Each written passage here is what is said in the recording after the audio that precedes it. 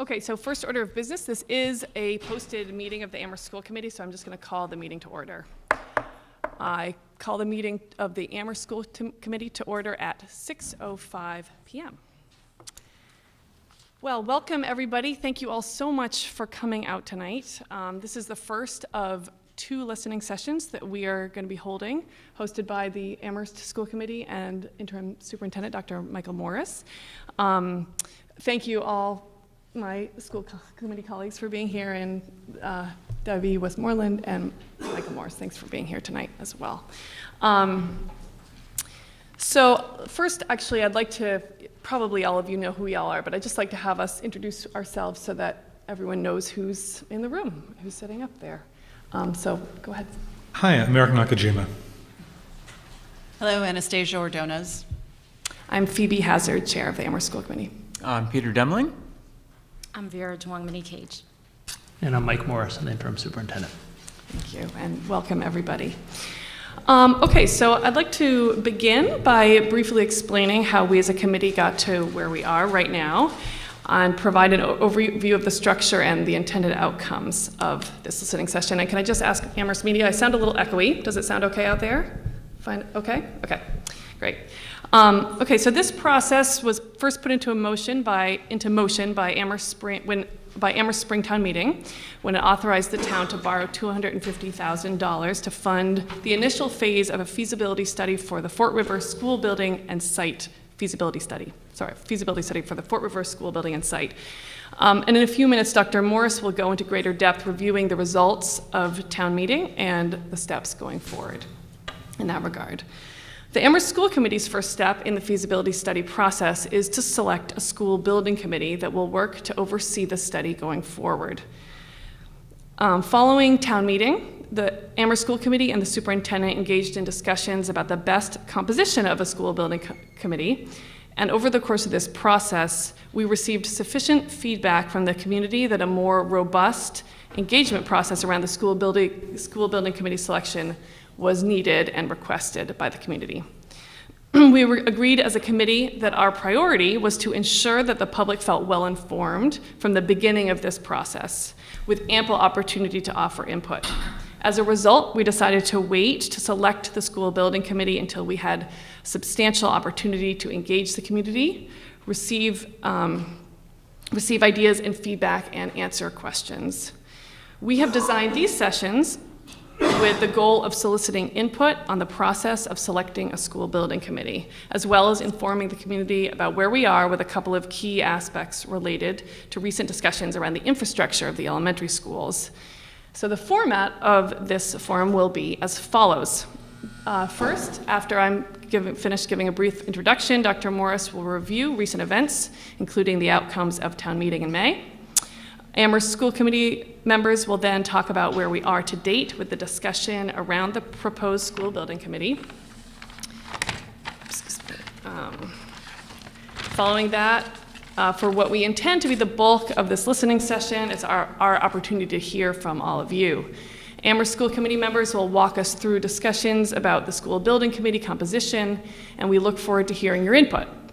We have come up with a list of 10 guiding questions to encourage ideas and dialogue, and the topics we plan to cover include school building committee size and composition, the role of parents, educators, administrators, and town officials on the school building committee, the recruiting and selection of members, engaging community expertise, goals of the school building committee, what we hope it will accomplish, particular areas of focus, such as research-based infrastructure and green building practices, as well as communication and public engagement. Our format for going through those questions is that each school committee member will facilitate a conversation around two of the questions. And these questions are intended as a springboard for discussion, not to limit it. So there will be time for further comments and questions afterward. We do welcome questions as they arise, and we will answer them to the extent that we have the information to do so. Please, however, keep in mind that we are working on these items as we meet with the community, and we may not currently have all the answers. Please know that even if we're unable to answer all the questions at this time, they will be captured and will help to inform our future discussions. Our intention for this listening session is to lead into the next one on September 14th. And for all information and feedback gathered tonight to help inform our deliberations at the end of September and our subsequent votes on school building committee composition and membership. We've arranged the seats in this room in more of as close to a circle formation as we were able to sort of help foster a sense of dialogue and feel that we are all here at the table together. Thanks again for joining us this evening, and I am now going to turn it over to Dr. Morris. Sure. Thank you, Ms. Hazard.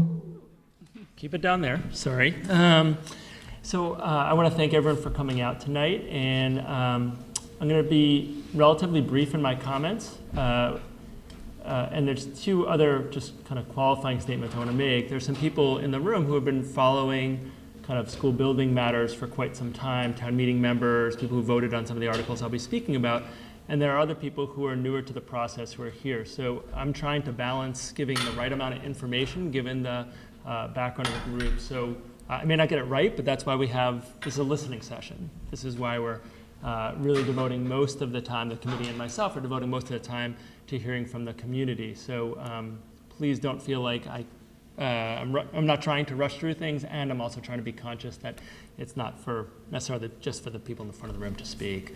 So I'm going to pass out, none of this is new for those of you who are at town meeting, but as you can see on the agenda, the first thing I'll talk about is the Fort River site and feasibility deliverables. It's a two-sided sheet, and the one side is kind of a flow chart, which I'll go over briefly, and the back is the articles that town meeting voted in the spring. So again, if you're a town meeting member, I know this is old hat, but not everyone in the room attended or watched town meeting. And so really this is starting with, if the papers come around, to Article B, or Article 15, Part B, which is to borrow $250,000 for the purpose of examining site and building feasibility and schematic design options for Fort River School. I'm not going to read the whole thing because it's kind of lengthy. And so the question is, what does that mean? What does that entail? And the more colorful side of the piece of paper, really what it's referring to is the left side of that page. So the feasibility process would be initiating school committee planning, which is engaging stakeholders and establish a building committee, which is happening, this engagement piece is happening as I speak. Eventually the school committee will form a building committee. That building committee will hire an owner's project manager, and their job is to develop, facilitate, and communicate the process with the community. Generally, owner's project managers are architects, but they're not architects that build buildings. They have the training, but they really facilitate and support the town to understand the process and also to be a check on any architect that's hired. So we have someone who's a professional in the field who can understands how buildings are built, understands the process, and can support the town. They work for the town, not for the architect that's eventually hired. The owner's project manager will facilitate the building committee process to hire a designer or an architect. Generally, the designers come as a team. They have other people like landscape architects, structural engineers, school safety experts, educational planner. I actually received some feedback that there was a question, and it's not mine to answer, it'll be for the school building committees, of whether, given that some of the educational planning work was done already in terms of like the educational program and science and math and all that, whether it needs to be redone. That'll be a question for the school building committee to answer. But certainly civil engineers, energy consultants and green design folks, environmental consultants, and a geotechnical engineer. So really what you want is a team. Oftentimes we think of an architect, but architects don't work in a solitary manner. They work in a team with experts in other areas, as we know, as we have one here. Maybe more than one, but one that I know. And that team will do the site and building analysis along with the architects. The educational planner, if chosen, will facilitate development of educational program along with that team. The architect will develop multiple drafts of initial schematic drawings of multiple options. So the idea is that the architects are looking and they're going to come up with multiple designs, and it's an iterative process with the school building committee. So the architects develop multiple options, they get feedback, and they continue to work on those. At that point, an independent cost estimator evaluates the cost of the designs at a very broad level. So this isn't going to be detailed design, construction documents, but it's going to give a good sense. And these independent cost estimators, right, they make their living being able to do this within 2 to 4% of what the final cost will be. That process generally takes about 16 to 20 months. Obviously, there's variability to that, and that'll be the school building committee's decision of how quickly to go, but some of the procurement laws around hiring these teams will take a significant amount of time. And that roughly gets us to $250,000. At the end of that process, really, I think what the school building committee will be doing is going back to the school committee and sharing their recommendations for the school committee's consideration. The right side of this sheet is not funded, and that would be the schematic design phase where you get much more specific. And there's a significant cost to that that's not currently funded, and that'll be for future discussions with the school building committee, the school committee, the select board, finance committee, and other members in town. So the second thing I would like to briefly go over is the environmental studies and the Wildwood boiler replacement. So environmental studies town meeting also supported as part of this feasibility study an environmental study of Fort River and separately an environmental study of Wildwood. And the current plan is to have the building committee enact that process for Fort River and to really simulate or emulate that process for Wildwood. So we're getting similar data or comparable data using the similar processes, so we're better understanding the environmental concerns or getting data to respond to some of the environmental concerns we've heard over time from staff and from families and students. For the Wildwood boiler replacement, I'll have to look at my notes because this gets a little more technical than my average topic to talk about. We have a procurement process in place around replacing the boiler and also looking at the design of the Fort River roof and the middle school roof. Those are all things that were funded from capital, with capital funds, and we've worked with the town on a joint procurement process which reduces cost as well. One of the challenges has been that as part of that procurement, we did find out that, and this is where my technical knowledge will max out very quickly, that the refractory leg section of one of the boilers at Wildwood needs replacement, and that has to happen before we kind of do more substantive work on the boiler, and that has to happen as in before this winter. Because as more people came in to look at the boiler and that procurement process, people noticed some things that and this one in particular, needed to be taken care of to make sure we get it through this winter, let alone the larger issues, the Wildwood boiler. So both things are happening simultaneous. We have a procurement process. Actually, we got some bids today on the refractory leg replacement as well as the whole boiler. So they're happening in tandem. And the last thing I'll speak to on this section is the enrollment working group. So we're fortunate, and some people in the room on the enrollment working group, we had 23 people attend the first 2 days of that group, 8 hours total. It included school committee member, parents, guardians, grandparents, community members without children in our schools, staff members, including the superintendent, assistant superintendent, principal, and teachers. Agenda items including protocols have included developing norms of collaboration, envisioning the future of enrollment, a SWOT analysis, which is a strengths, weaknesses, opportunities, and threats protocol, and offering feedback on developing subgroup areas for further study this fall. The group will meet again in late August to complete a root cause analysis and to articulate a problem statement that will be used to guide future work of the group and shared with the school committee. Just to summarize that work, it's really trying to understand what are the enrollment challenges of who goes to which school, who benefits from that, and perhaps who doesn't benefit in our current model, and what are some models that we can use, or what are some potential solutions to at least have a broad study of initially, and then that'll be brought back to the school committee for their consideration this winter, perhaps with a decision to study some more of those in depth. And I tried to be brief. Hopefully I balanced that okay, Ms. Hazard, but I think I'll turn back to you. Okay. So the next item on our agenda is talking about the proposed school building committee discussion, right? We're gonna go through these. Would you like to take them in? Vice Chair? So I'm just gonna ask the Vice Chair to Anastasia Ordonez. Okay, so the next item on the agenda is just a proposed school building committee discussion to date that we've had as a school committee during the last couple of meetings. And as the chair just mentioned, we began working on the right composition for the school building committee at our meeting in June. However, the community identified a need to gather more input on the composition of the school building committee as well as on its process. And we completely agree with that. As we mentioned during town meeting, we believe that the community process should be a more transparent, perhaps, or more engaged process moving forward so that people really understand what it is that we're trying to do from day one, and can be a part of the process throughout our work here. So we announced 2 listening sessions about the Fort River Feasibility Study School Building Committee, the first one today, and as Ms. Hazard mentioned, the next one is scheduled for September 14th. Both listening sessions will be recorded by Amherst Media and will be available on their website for later viewing. Following the listening sessions, the Amherst School Committee will begin deliberation about the school building committee composition at our meeting on September 19th. And then we'll have the final vote on its composition, but not the actual members, just the composition of it, at our meeting on September 25th. At that point, the district will advertise the membership profiles and invite applications from individuals who wish to be on the school building committee.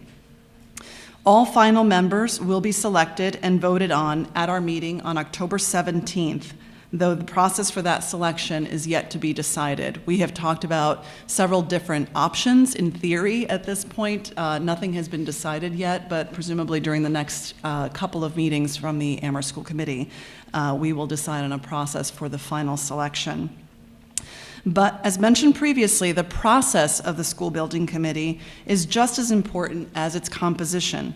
We need to decide on how the school building committee will oversee the Fort River feasibility study, how it will communicate that information to the community, how it will solicit input throughout the process, and how it will use the information that comes from our contractors and the community. It is our hope that these sessions, along with regular input in between and during our school committee meetings, as well as from other similar listening sessions throughout the project, will help inform our process and answer these big questions. And as always, we look forward to hearing your thoughts. So at this point, we're going to move into a section where we are hoping that we really hear from the people in this room. The way we have it set up is we have a wireless microphone that just needs to be turned on for someone to be heard. Yep, there we go. And Dr. Morris, are you happy to be on? I'm happy to do Okay, it. great, thanks. Before we go into our first questions, are there any questions from anyone who's here about anything that's been said so far, or the structure of the forum? Yep. I just have one for Mike about the educational plan. Can we just make sure I think we just have to I have didn't do my everything job. on. Yeah, sorry. I just had one question, about the educational planner. Is this an outside educational planner, or will the education stuff come from people within? The way it has worked for most communities is they bring in someone who has experience both as an architect and as an educator to facilitate a group of educators and parents in that process. Doesn't mean that it has to work that way, but in general, it's someone who can marry the architectural side of how to build classrooms, how to organize a school, with the educational pieces, not just being able to hear it, but actually having been an educator and able to participate in that as well. Right. I guess my concern was that the educational planner would be kind of more dictating what educationally should happen in the school, but that, for me, it feels like that's the job of the school district. I mean, I assume it just get feedback from people and then marry those two. Yeah, that's exactly right. It's much Okay. more of a facilitator role and someone who can take educators' voices and the community voices and be able to translate that to architects who are not educators. Got it. Thanks. Who wants this?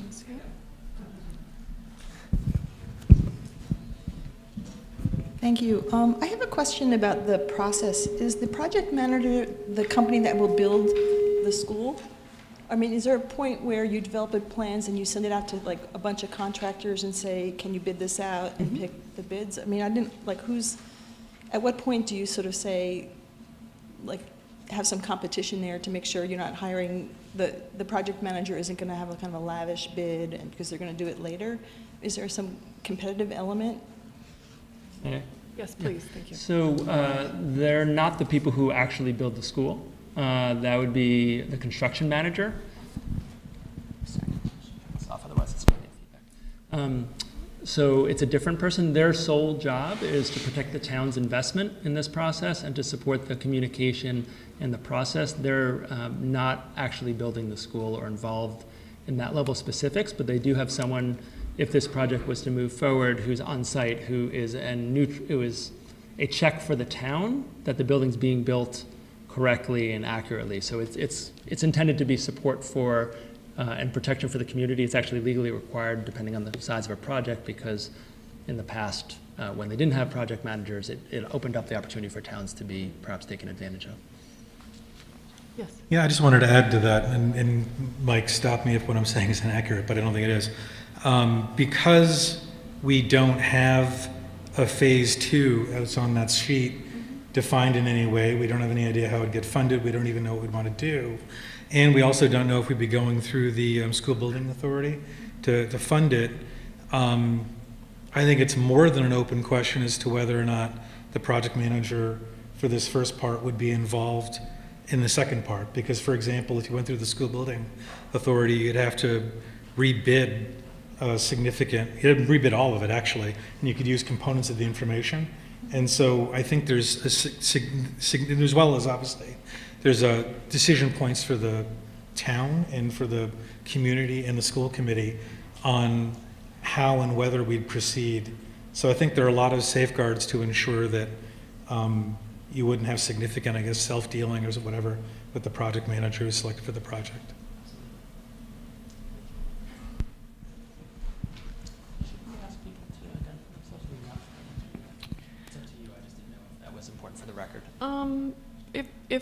If you're comfortable identifying yourself, that would be helpful too.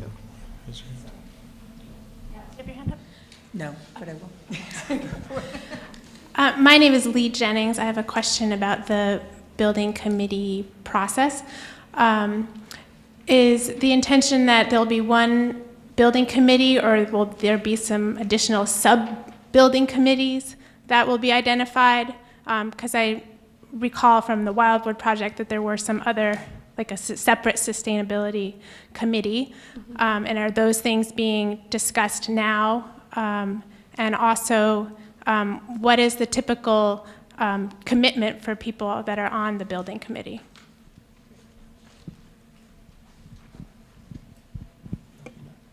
You've been through this process yeah, in great no, depth, it's fine. so If you don't mind, yeah. Not at all. So most building projects are going to require the expertise of people who won't be on a building committee. I'll give an example of school safety, right? So there's going to be, police and first responders and fire, folks who aren't going to necessarily be involved in the whole process, but for school safety, they're going to be really important members. And the same sustainability is another good example. For instance, in the previous project, the town sustainability officer, and I'm going to look at some town people, but I'm not getting a look back. I can't remember the exact title, so I apologize if I get that wrong and it's on video. Other people from the community who do participate in what previously was called working groups, to gather expertise of either staff or community members in particular areas. That would be, in my opinion, a function of the building committee, who will work with that to identify what the needs are and who would be on that those working groups.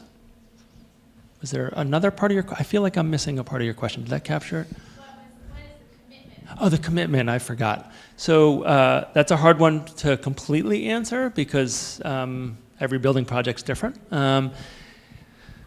I would say in the previous project, the full committee met once a month on average. There was typically a fair bit of work between meetings, and there were often, as you noted, working groups that different members were on. The actual committee meetings was once a month. Whether that would be this group would follow that same building schedule is up in the air. There were certain months where there was more than one meeting in a month, and generally they were after working hours, because if we want community members to be present, having a 9 o'clock meeting is going to kind of leave out a lot of people. So I'm Liz Markovitz. I have kids at Fort River.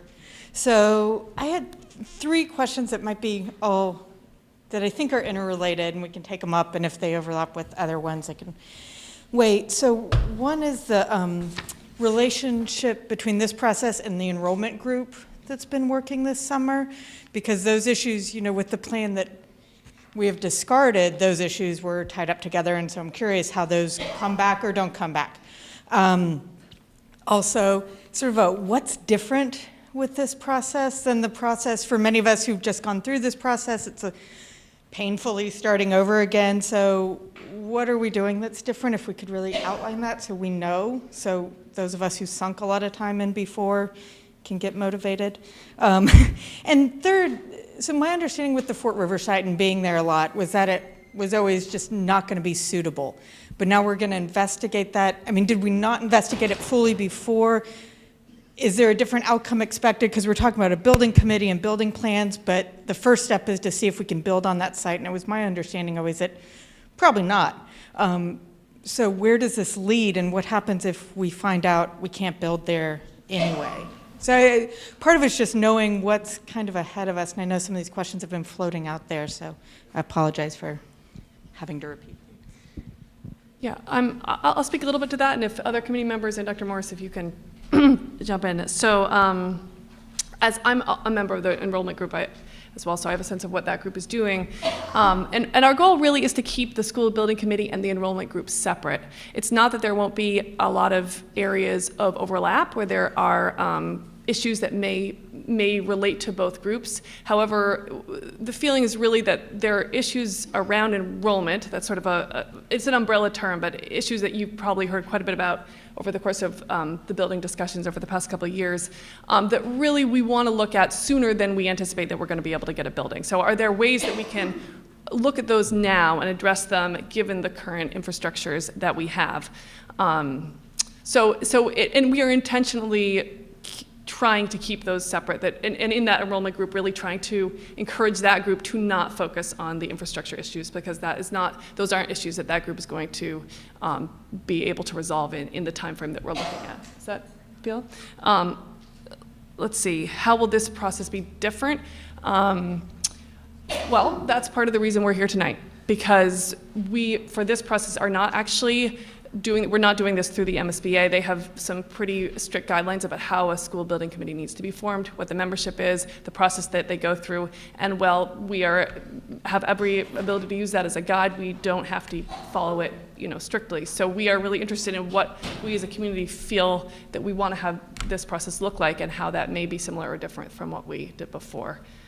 Anybody else want to add anything to that? Yeah, just to echo that sentiment, that just for all of us to realize together that, it is really, on the one hand, it's difficult to start over, given what this town has been through, right, with the last project. On the other hand, because we are not tied to the MSBA structure to the letter, because we're not yet in their pipeline, this is a creative opportunity to go in a direction that we want to. And there is absolute unanimity on the school committee of we want to have this process result in something that the community can support. It's a significant investment for the town, and we want the community to support it. So that's the reason for doing this level of outreach, so that everybody can be on board at the beginning. We all know this needs to get done in some form or another, so let us contour the process to the needs and the priorities of the town, so that the outcome can be as satisfying as it can to the most number of people. And just one more thing in terms of the Fort River feasibility study. The way the process worked in the last time is that the district decided that they were going to focus on Wildwood. So that was the building that was selected to do the feasibility study. That has not been done for Fort River. So this is essentially looking to do that kind of work, so we really understand what that site, what can and can't be done at that site. That has not been done yet, so that's what needs to happen. And yep. Go ahead right there. Hi, Brennan, Fort River parent. I'm going to jump right into sort of comment if I can, mostly because I have to leave early. I'm sorry. But I'm very happy to see that there's green design and energy consultation right up front. It may or may not be sort of a capacity on the committee initially, but I'd really like to sort of highly recommend that perspective gets built in from the front into any cost estimators and bids. Too often the pot of money that builds a building is separate from that which runs it. But solar panels, for example, they cost a lot up front, but they have 5 to 10 year payback, and are useful for at least twice that long, and if you're going to own the building for that long, it's very, so if we could, from the front say cost estimator and later build are not only design and build, but design, build, and operate, set a time horizon. I don't care what the time horizon is, the longer the better, but we'll, from a purely financial point of view, do better, and then obviously from a green environmental point of view, we'll be doing better. Thanks. Thank you. Hi, I'm Matthew Charity. I'm just curious of what the intended communications would be between any other kind of school building intentions moving forward. So as you just mentioned, when the focus was on Wildwood, there wasn't really a full study done for feasibility for Fort River, and that may have led to not getting community support around a particular plan moving forward. I'm not going to guess what led to what, but a lot of stuff happened. So as we move forward, is there some kind of plan for how this feasibility study and how this group, whatever group that is formed, would look at an overarching concern for what structures and what pedagogy would be like for our elementary system in Amherst in general? That's a great question. My understanding at this point is that what we're talking about right now, this $250,000, is really focused on Fort River. That's where we are. We're working at that building. We're not talking about the other buildings in the town at this point. Anything to add to that?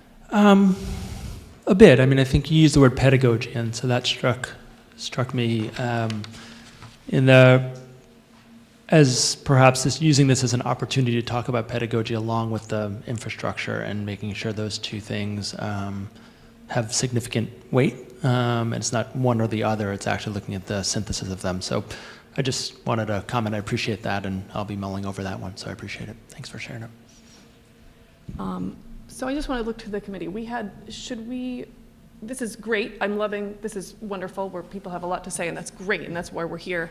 And I think we should just keep going with this, and then we'll get to our questions when it sort of feels like what's dried up, but we want to make sure that we are getting what we need to. Does everybody, any suggestions? Yeah, show of hands, if would you rather we ask you specific questions, or is this cool with everybody? Are we good with how we're going?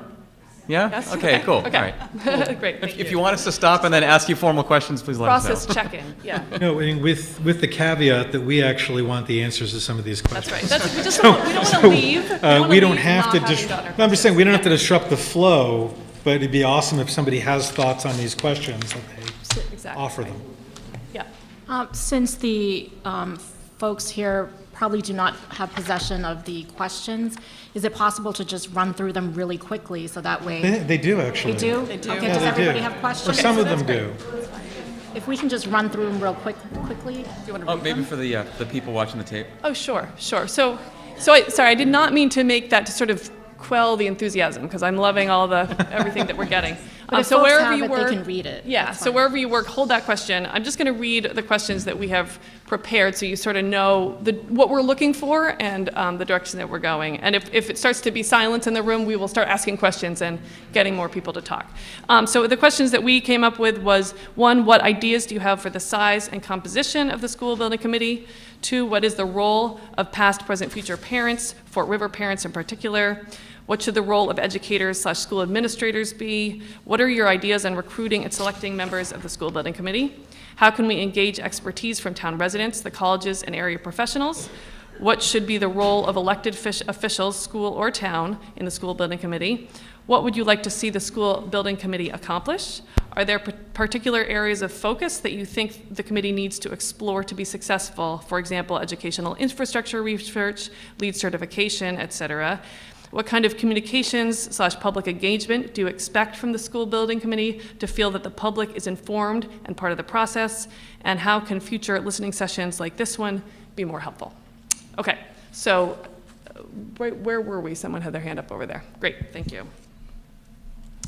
Hi, I'm Chris Riddle. I want to let you know that there will be on the fall warrant a petition article that will be a bylaw change that will require that all new buildings of any size constructed by the town of Amherst be built to zero energy standards. I have no idea whether this will pass or not, but I think it has a chance. The zero energy standards means that the building is built to very high energy efficiency standards, insulation, HVAC, electricity, it is an efficient building. It doesn't need much energy, and what energy it does need is provided by renewable energy. There are many examples. One which I worked on just recently is the Hitchcock Center of buildings in town which are zero energy buildings. They generate as much energy as they need. And it's not hard to do these days. I'm not going to say it's a commodity, but it's a very doable thing. And an efficient building that needs very little energy doesn't cost much to heat and cool and light, and that amount of energy can be supplied on the rooftop. That means that the money that you pay for those additional services, for those additional infrastructure, for that additional infrastructure, it can be borrowed, and the monthly payment on that borrowing can be substantially, mostly balanced by the energy savings and the energy that's generated. So these are buildings which are, in one sense, substantially free. You borrow the money to create a zero energy building, and the amount that you borrow is balanced substantially by the savings and the energy generated. So I think that these buildings should definitely, that this committee should certainly be planning for a zero energy future for all of these buildings, and that affects, I believe, the constitution of the committee the building committee that you would generate. Thank you. Thank you.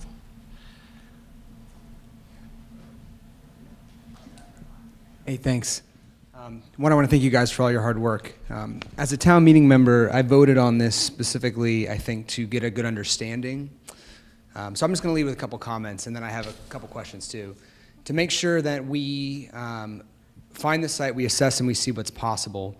And I think that I would like to see us, maybe this committee, and maybe is the vision to come up with an educational plan.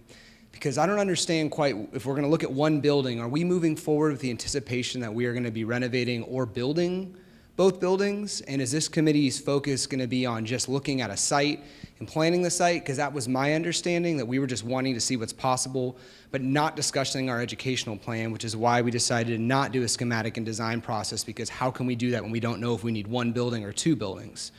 So an awful lot of research was put in the previous study to suggest that maybe the best route for us to go was to not renovate both. So I just want to know, are you guys discussing the educational plan? How is that playing into this committee? And when this committee's done, is this focus going to be working on the plan, or is it just going to be working on, is this site actually possible? Which is what I think that I voted on, so I'm just curious. Could you? Yeah, I mean, I'm happy to. That would be great. Would you? Fill that one now. Yeah, so the first thing I'd say is that any building project is a long process. And so I think to find out what is possible and what is feasible and what is advisable at Fort River, I think you're spot on. And I want to be, the reason I put on the back of this, the language from town meeting, is I wanted to be, we wanted to be really clear on what was voted, and I didn't want to get into all the legalese of it, but that I think what you're sharing is pretty consistent with what I think was presented at town meeting, and I think understanding at the end of this 16 to 20 months, much more about the Fort River site, much more about the Fort River building and structure. Just because it was built around the same time using the same model as Wildwood doesn't mean it's identical in terms of what the needs are at the current moment, will really aid in that process of where do we go from here. So I appreciate the perspective, I appreciate the point, and I think it's the data that we need to be able to have that second conversation that it seems like you're hoping to the community has. In regards to the educational plan? Can I? Yes, please, yeah. So also, just to add a little bit to that, I think, this question has come up before during our school committee conversations, right? And it's I think at this point, from where I'm standing, and I think a lot of the other committee members agree, is that this is a big question mark, right? We don't know where we're going in terms of educational planning for this building, or to be perfectly frank, I think for the other buildings either. And the reasons for that is because there are so many different factors at play right now. I mean, I'm sure you guys have been watching and listening and reading the news, talking about, the pressures that a lot of our school districts are suffering right now due to many different factors. And as a result of that, those are the questions that we're constantly grappling with, is trying to figure out, how do we both address these increasing burdens and pressures that our public school systems are experiencing throughout the state, and especially here in our district, and balance that with where we want to go, not just with infrastructure, but also what we believe our schools should be moving forward, right, for the next generation, for the next couple of generations. And we don't have the answers to that right now. I think, this previous project showed us one possible path. And now that we're not moving down that path, we still have these big questions that we have to answer. And we still have to figure out how we're going to pay for it, right? So I think before we can get to a point of deciding on an educational plan for any of these, and and I have to say that just in terms of like the previous thing that came up around the enrollment working group, I actually think that the two are probably more connected in many different ways. I may be at odds with some of our committee members here, but I think that the enrollment working group is also striving to answer some of those big questions that were raised during our last project. So the answer is we don't really know at this point. And I think that's a healthy thing for us, right? Because we shouldn't be standing up here or sitting over here saying we have all the answers. We don't. We have to actually come up with these answers during the next 16 months, 24 months, whatever the amount of time is. We're working on the feasibility study so that we can get that data in the meantime. But I think in order to arrive at an educational plan, or to be able to answer some of those more meaty questions, it's going to take some time for us to be able to get there. I'm going to call. So I'm Eve Bogle. I was a Wildwood parent until recently, soon to be a middle school parent. So I just want to say I really appreciate this question and this conversation, because it seems like what happened in the last one was that because it was called the Wildwood School Building Committee and the Wildwood School Building Project, that a lot of people were really surprised when the proposal that came out of it affected all 3 elementary schools and the configuration of the elementary schools overall. And so I really appreciate that you guys have both tried to separate those out as much as you can into this project and the enrollment group, and also really invited the public in from the beginning. I just really appreciate that. But it does seem like at some point they're going to come together, and you've built that point within this process with the educational plan. And to me, that suggests that the committee that is formed out of this group that looks at Fort River should not be called the Fort River School Building Committee, but should be called the Elementary School Building Committee. Because at that point that the educational plan comes in, you'll probably use the information you already know from Wildwood, that you already know about Crocker, and the new information you've got from Fort River, and you'll put them together as you bring in that educational plan. So you could have a committee that would be the Elementary School Building Committee that would be focused on this Fort River plan for now, but then would have a name that would make sense to people when it comes to that point that it talks about an educational program that might apply to all 3 schools. Thank you.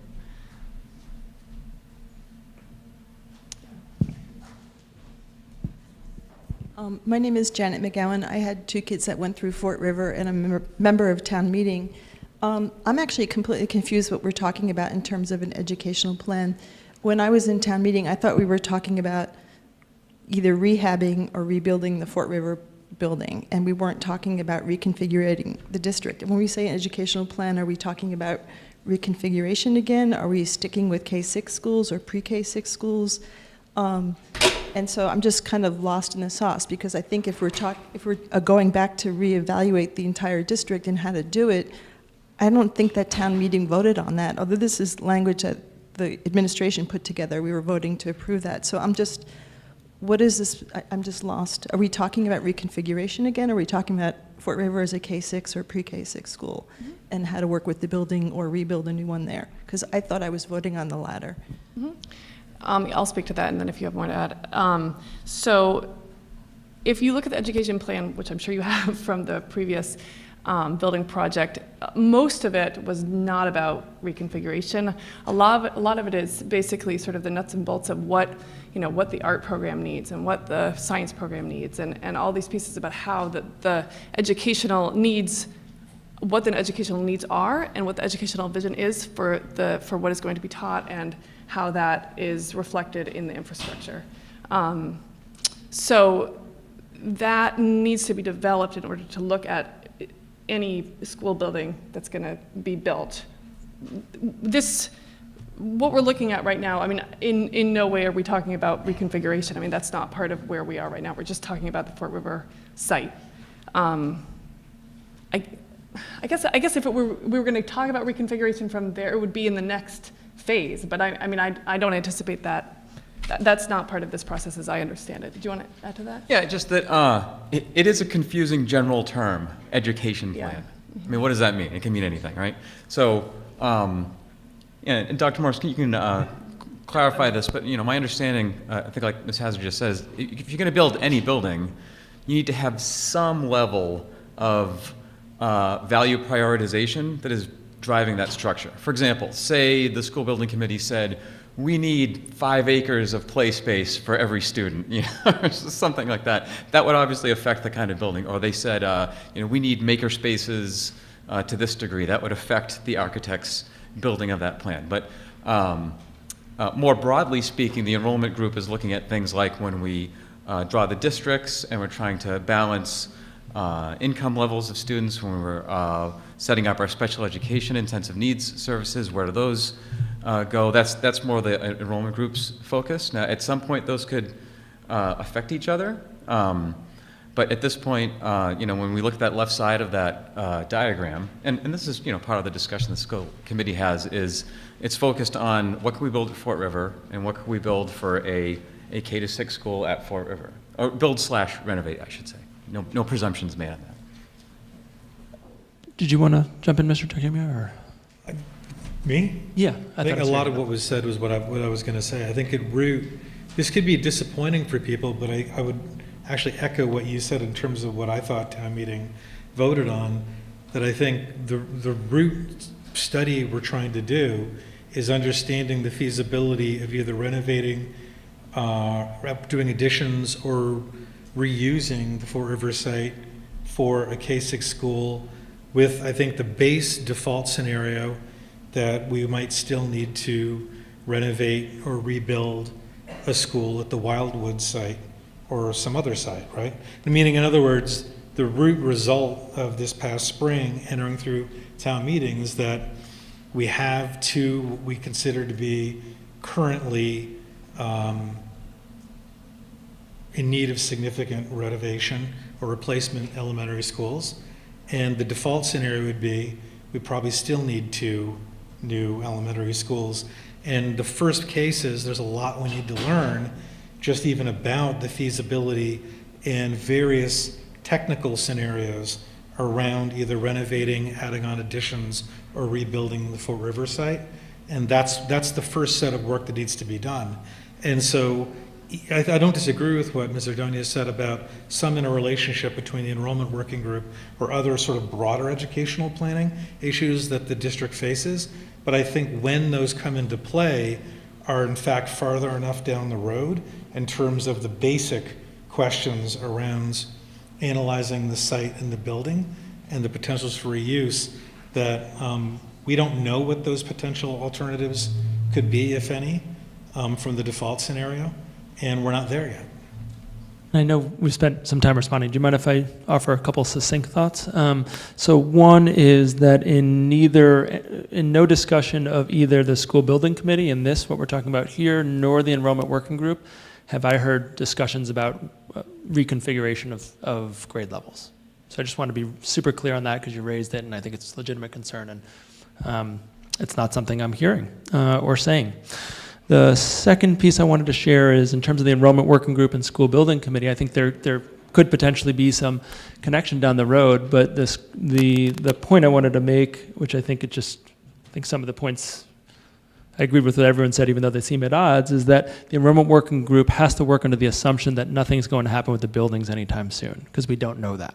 Right? It's an unknown whether this process will yield a renovated Fort River, a new Fort River, or nothing at all in the next X number of years.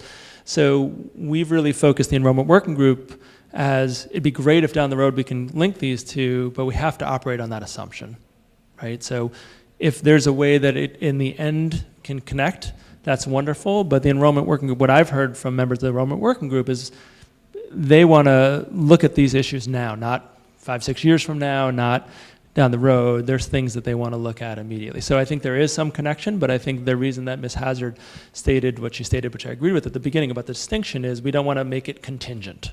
That's the thing we don't want to have. So related, yes, contingent, no. The last thing in terms of what you noted on here about educational planner, let me just talk a little bit about that. It came up a little bit earlier, but I want to put a finer point on it. So whether the building committee chooses to hire one or not, really what that person's doing is trying to understand the educational philosophy of the district and making sure any designs match that philosophy. For instance, right now we're not a district that does a lot of elementary schools and desks and rows, right? If you walk into Fort River, Wildwood, or Crocker Farm, you don't see what looks like, and I'm being judgmental perhaps a little bit, but the vision of a 1950s classroom. That's not what you see in our district. So you wouldn't build classrooms in schools that are contingent, that have that built in. For some schools, they'll help if they have co-teaching models of how do you design rooms where there's flexible spaces, where there could be multiple teachers in the room teaching students simultaneously. That's the kind of work of an educational planner. It's connected to what we want for students and our philosophy and our ideology. It's not something that is separate from that. It's how do you embody that in a school building, which is something that educators are really good describing the philosophy and what we do to support students, but we're not architects. And that person often plays the bridge role between what educators are saying they need for students and then what architects can then build. So hopefully that helps give a little more context, but thank you for the question. Yes, thank you. Hi, my name is Irene Duhovne. I'm a parent of a Wildwood student and a town meeting member. I think there are many questions here. It's already 7 o'clock, and I think we should start addressing some of these questions because we can keep talking and talking of these things. So I think I sent my comments at some point about the school building committee, to the school building committee about composition. And I think it's important that the proposed composition that the school building had was, I think, if I remember correctly, 10 of the 14 members were either employees of the schools or town elected members, select board or school committee members. And I think that's a mistake. That was following the MSBA pattern. And I think it has to be, town elected officials should be acting as liaisons, but not voting. The components should be much smaller and have more parents at large, students at large, teachers from other schools being involved, members from the two main factions that voted, that were competing last time because they have a lot of information. So put it to use. You won't find more people that know about these things than people from Bogle and SAS. So they want to have all the information that you want. You want people that they're good with numbers, that are not scared with numbers, and facts and data, because you're going to be going through a lot of facts and data. You need people maybe with architecture background.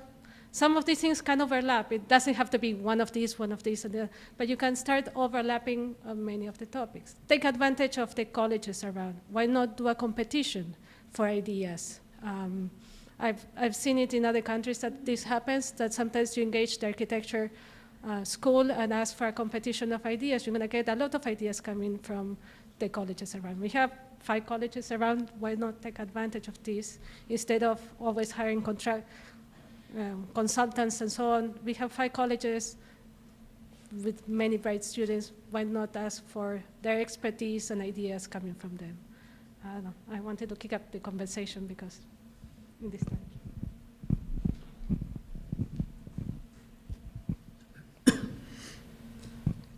To follow up on the questions that are listed under under D on the agenda, I think one of the problems is trying to figure out both what the end game is and what the time frame might be. So if you're talking about, for example, those people who voted this past year, if we look back at a cycle that, depending on how you look at the time frame that led up to this last vote, that might have started 10 years ago, if we end up going that far out for potential building in the future, depending on how long our processes go and what the needs are, we might, when we look at the role of past, present, and future parents, I'm not sure whether we're looking at things that might impact the kids who are going through the school right now.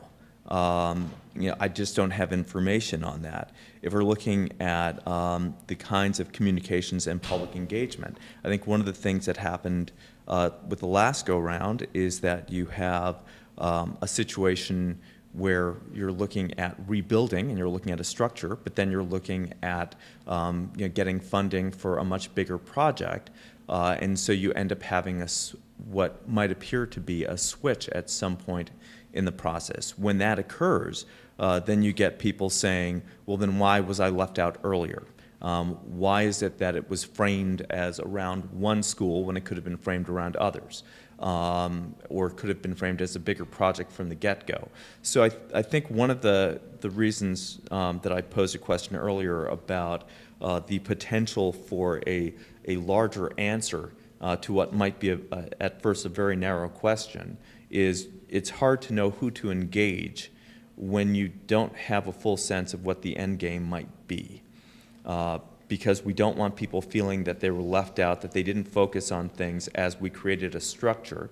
For example, if we engage mostly Fort River parents at this point, and then it turns out that we really do need to, from a budgetary perspective, do something that engages more than one school at a time, then we really do need to at least figure out when this Fort River group might interact with and interface with another group or a larger group, and what skill sets they should have in being able to and prepared to engage with that other group, or pull together information from the Fort River feasibility study with another study perhaps that was done for Wildwood, or something that was done more broadly for the district at large.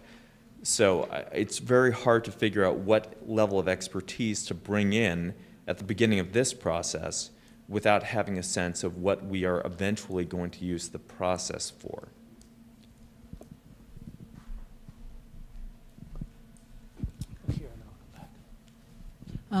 Connie Kruger, I think my comment is probably a good segue from what Matthew said. So I think you're looking for some really specific ideas about who's going to be on this feasibility group, and I think your comments were germane, and I worry that we think we're designing a school, and that's not how I see this project. And so I'm less concerned about expertise per se, because I think you bring that in professionally, or bring people in to talk to you, have that. We have a lot of expertise in the community. I'm more concerned about people serving who have an open mind, who are going to really ask the kind of questions that I think the school committee's been asking, that the community's been asking, and can bring people together. And I just want to make a pitch for, I guess, for lack of a better word, bringing in some people who are old-timers in the community, who have an overview, who can then talk to people who are worried about paying their taxes. And why are they doing this or that? I don't understand. It's not the way we did it when I was a kid. And can bridge the conversation with people with young children and others who've been around and have that credibility, and can be liaisons to the group of people who are ultimately going to be paying for something. We don't know what that something is. So to not just focus in on the parents and the kids and people who know Fort River, but that much larger view of the community that ultimately is going to be deciding whatever path we take. Thank you. Yep, and I see 2 more questions, and then I think 3 more questions? Three more hands right now? Okay, and then I think it's great, we're really getting some sort of big picture questions, and we're starting to drill in a little bit. And then we're going till 8, correct? Yeah, so we have that'll give us about 50 minutes, give us about 5 minutes a question, which is, I think, a direction I want to go in. So a few more questions, and then we'll go there. 1, 2. Okay.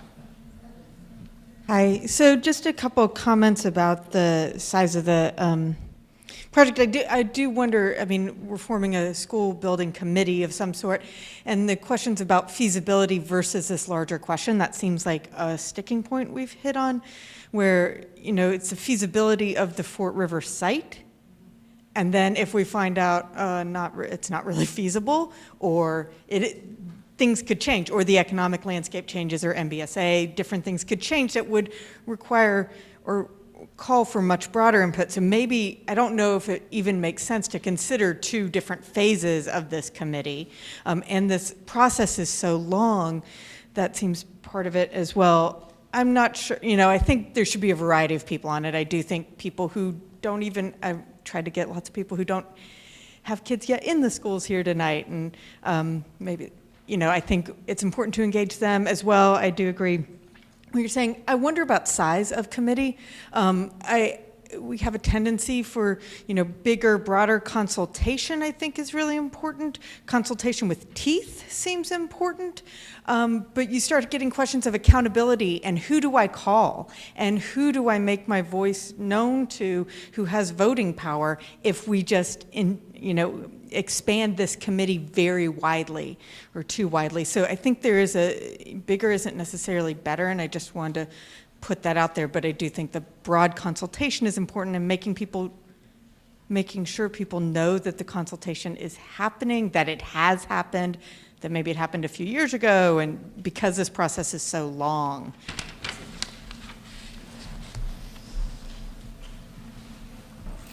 Thank you. Milkar Shabazz. I think I'd go at the question of number 2 and number 1, and as Connie was raising, I think it's valid. You want folks on there that can,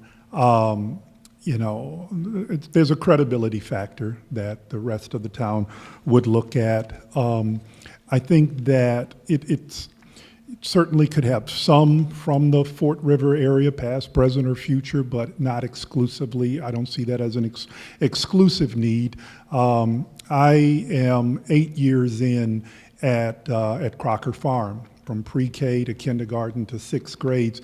And I think someone like myself, where you've had 8 years with an elementary school student, you could have some ideas about what the building should look like and what would be feasible in terms of the question of renovating or building anew from the ground up. You would be able to maybe look at the infrastructure research, the educational infrastructure research, hear from different experts, think about your own experience. For example, for large events at the school, it got really crowded with just the cafeteria space.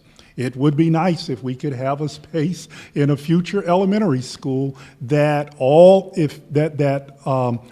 parents, all children, all members of the community interested could really come out to something, and you not be so tight where you'd have to kind of regulate who all could come, because that's your largest space in the building. So I would just say someone with some sense of the kinds of things we need, the kinds of things we want in a school, and can hear different viewpoints, see different projects, and think through them, and then with the credibility to then kind of report that back to the school committee and or town meeting. Finally, in terms of number 7, I think I'd like to hear more from all parties here about that. If this was funded by town meeting, I'd suspect town meeting members and school committee would have some pretty concrete deliverables they'd like to know. So if you had a geotechnical engineer, I don't know if that's who would do it, but someone that could say that this site, if you rebuild on it or renovate on it, the building can function for 50 years and it's not going to slip in the ground. It's not going to fall into a river or something. It's solid ground that can sustain a building, whether you put solar panels on it or not, whether it's zero energy or not, that building can last and be used for at least 50 years. I would think certain questions like that you would want as concrete deliverables for this school building committee to vet and to look at. Because, again, if the site can't sustain something we want there for 50 years, then end of story, we need to think about something else. But that's what, but I think we do want to think more about what are the deliverables that you want out of the committee.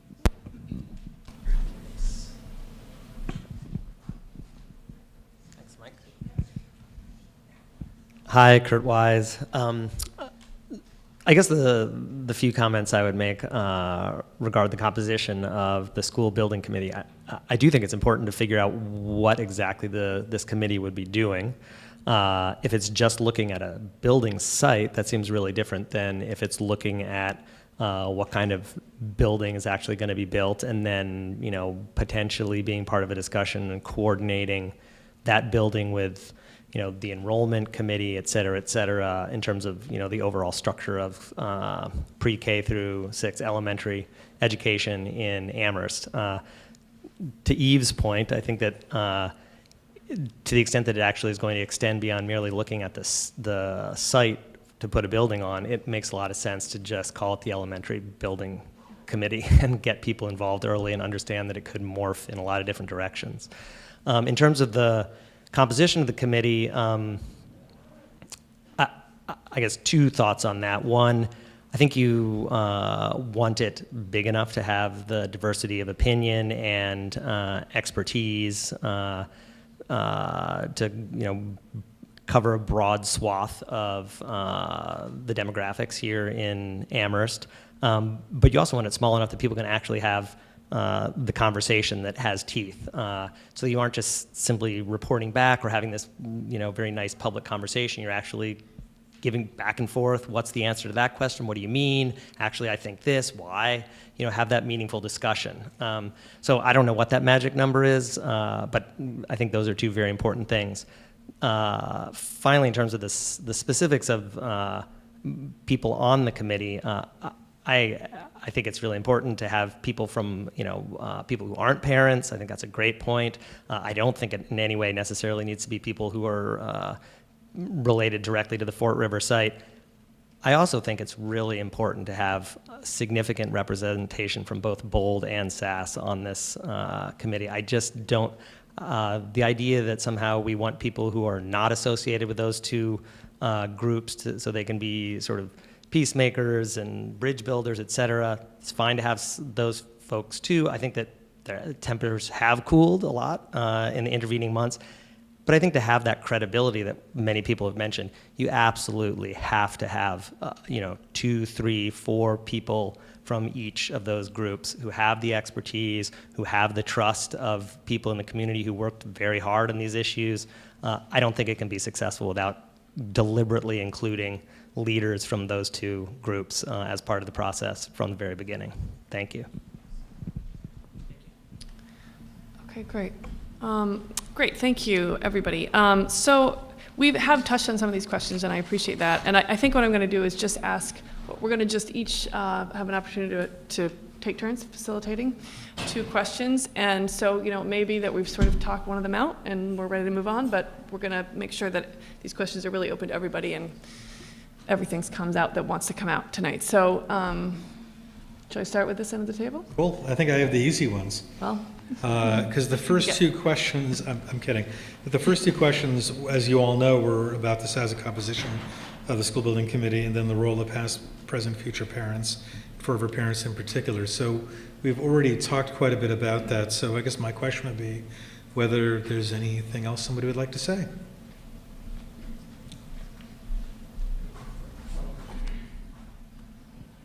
Hi, Nicola Usher. I have a daughter who will be starting Wildwood in the fall. In terms of the composition, I agree completely with what Connie said about old timers.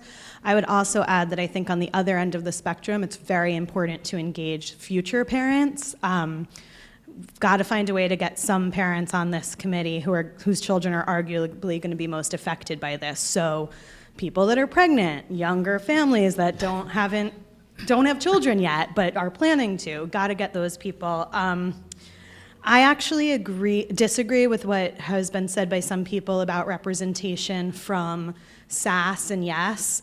The town was divided. It's impossible to not have people on this committee that didn't fall into one of those camps. But in terms of leadership from those committees, I think from those groups, I think this is a long, emotional few years. There's still bitterness.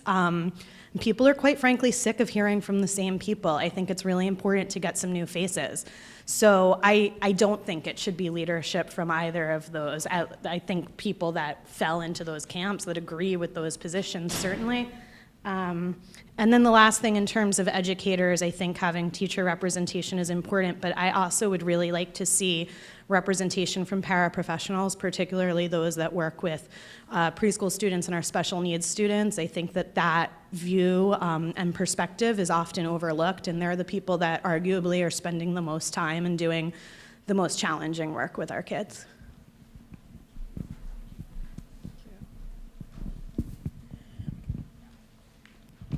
My name is Lee Jennings, and I wanted to just kind of advocate for a slot on the committee to be identified as somebody who is a zero energy building expert and advocate. I'm also a landscape architect, so I've worked on multidisciplinary school projects in other states. And I know that it's really crucial that from the beginning, there's somebody who that people are accountable to, which is this committee that we're talking about, who is committed to this goal. And I have a 5-year-old and a 2-year-old, so my kids will be in this school potentially, and we know that we need to be building net zero buildings to meet our state and federal goals to reduce greenhouse emissions, and we can all go see The Inconvenient sequel on Friday to understand that the solutions are available to us now, and it just takes the will and the commitment of people on the committee to see that through. And thanks to Chris Riddle, who mentioned that the costs, while they are more at the beginning, they, over the long term, which is how we're thinking about these schools, they are a wash. Thank you.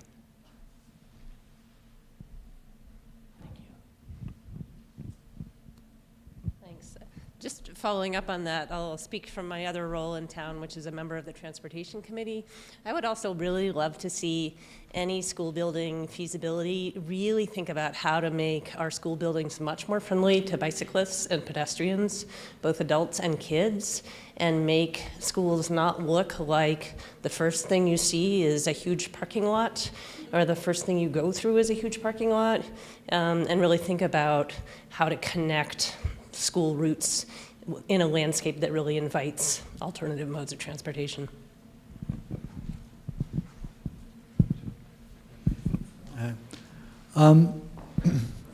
I just want to raise issues around diversity and who's going to be on this committee, and thinking about historically underrepresented people in our community, and how it's not necessarily, people may not just come to a forum such as this or think that I'm going to be on the school committee, but it's the committee's responsibility and all of our responsibility to go to where people are, whether you have at the apartment complex or, I mean, looking at the demographics of our elementary school, I want to think about solutions to do more than just have saying we need to represent everybody, but think about how is that really going to happen so the same voices aren't heard all the time. Hey, so Andrew Parker, Precinct 5. No, I'm just kidding. I would just wanted to caution you guys about getting this committee too large and make sure we really focus on what these goals are. I really want the community to be involved, but if our focus is to be focusing on a building site, I don't understand why we need to involve so many community people that may have opinions about education and what they want to see happy when we're discussing the fundamental building of a structure. Now, I understand that we want to, that's why I was kind of leading with my educational plan, because if this is going to ultimately end up with us saying, hey guys, we need to build 1, or we need to build 2, or we need to build 60 schools, then I think it's important to have community members on there. So I think that's why I'm just trying to keep this focus kind of on this kind of goal that we should be, what our expectations be prepared of. So if that's the case, I would like to see more community members involved. If it's not the case, I want to make sure we don't have, we have experts that are trained in this, that the people that you've planned, because the way I'm looking at it now, if we added somebody from every spot in life, and then we add community members, we're going to be up to like 20 to 25 people that are going to be sitting on this, and I'm just worried it's going to take longer, they're not going to be able to come to consensus. And to reiterate, we were supposed to focus on, is this site feasible to put a structure on? Not, okay, that was just...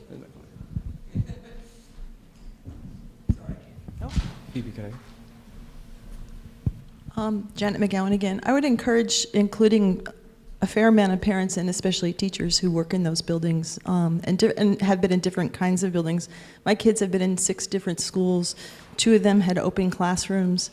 What was important to me wasn't whether it was cement blocks or there was a wall, it was the quality of the teaching in the building. And sometimes the building works against it and sometimes it doesn't. But a lot of learning can happen under a tree, you know, if you're teaching about the river and things like that. I also really want to say very strongly, we need to have people from SAS and YES together on this committee. We need to demonstrate, first of all, it's gonna be a better product because we have sharpshooters on both sides of that divide.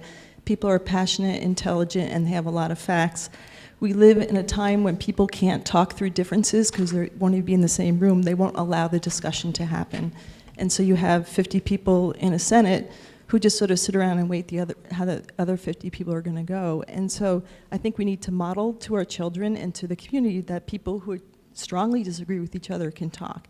And as a mediator, I know that can happen and have fruitful results, and people can actually wind up liking each other or not liking each other, but come to an agreement that works.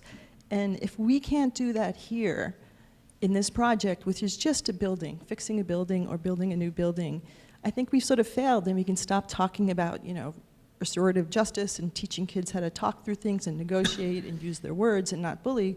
If we can, as a community, get together in a room together and talk about facts and policies and ideas, I think we're lost, you know. And I know it will be a better product, and you also need to get some votes. I mean, at the end of the day, you need people who are going to vote for this building, and you didn't have those votes last time. And they're people who can speak to different parts of the community. They have to be there. So one thing, I'm gonna pass the microphone in terms of the questions, but one of the things that if anyone's paid attention to some of the school committee meetings that we've talked about this, you've probably seen me struggle with, is the question of how do you create a functioning size and diversity of membership of a building committee, regardless of what the ultimate charge is. So that's setting aside the question of whether it's pure, you know, site feasibility versus a broader question. And then how do you also ensure that that if you identify a building committee and you got 20 people on it or 15 people or whatever the number is, that's not a wall between those members of the building committee and the rest of the community that deeply wants to be engaged. And I say that because we could have 3 parents, we could have 5 parents, we could have 7 parents, we could have 15 parents. If we have 15 parents, there's still a 16th parent that's not included, right? And I worry about, and I recognize, regardless of the virtues or arguments about the last process, I get the notion that there's been a lot of feedback that there clearly was a disjuncture, a rupture between who is in the committee and talking and working on ideas and different layers of the broader community. So I'm going to pass the mic, but I wanted to throw out a question for you that in addition to this question of who's on the committee, which I think we've heard a lot of really good feedback on, I'm also interested, I think the committee's interested in this, but I'm speaking personally. I'm really passionate about looking at ideas from you about how, while the building committee's doing its work, it also regularly and really meaningfully engages the community, not just in dog and pony shows of, hey, here's what we've discovered, but actual problem solving in which the members of the community could provide real feedback, either from experiential feedback, lived experience as a parent, or expert feedback if it's forthcoming from the community, the university, or wherever.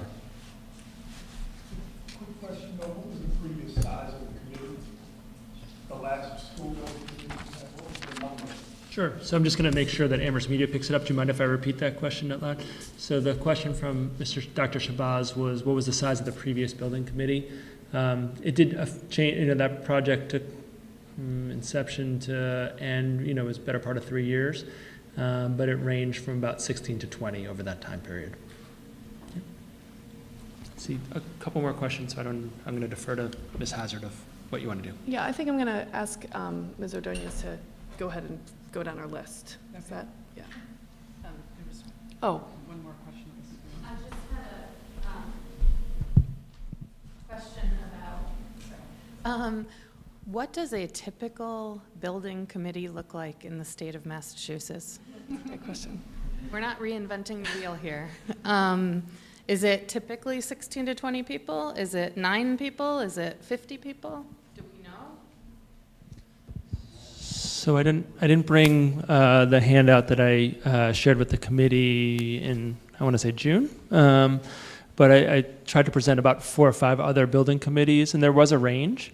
I think the smallest one I saw was 8, and I think the largest one, I'm not including our own, our largest other one I want to say was 14 voting members, but I don't have it, I apologize, I don't have that handy. But that's sort of the typical range, was somewhere, if I did the mean of 5 or 6 building committees, it was between 10 and 12. Some had more non-voting members.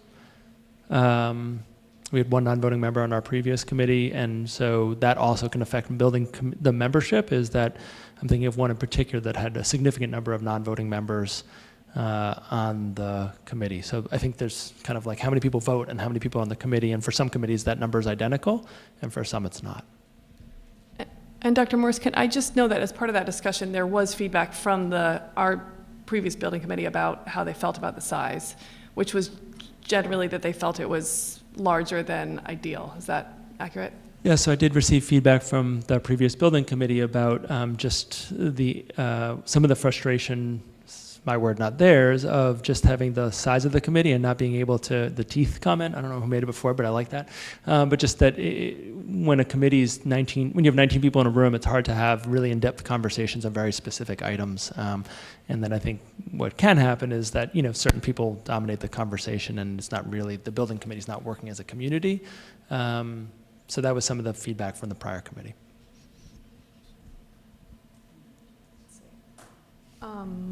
Yeah, I think I want to move forward. Thank you. We will do our best to get to everybody, but hopefully it'll kind of fit in as we go along. Okay, so the next, I'm just going to read these questions out loud and then take any thoughts or comments from folks.